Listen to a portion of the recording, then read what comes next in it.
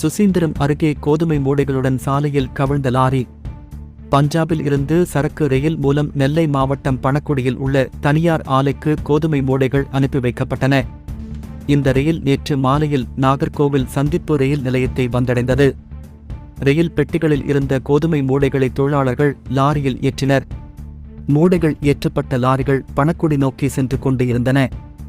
சுசீந்திரம் அருகே உள்ள ஆனைப்பாலம் பகுதியில் வந்தபோது ஒரு லாரி திடீரென டிரைவரின் கட்டுப்பாட்டை இழந்து சாலையில் கவிழ்ந்தது.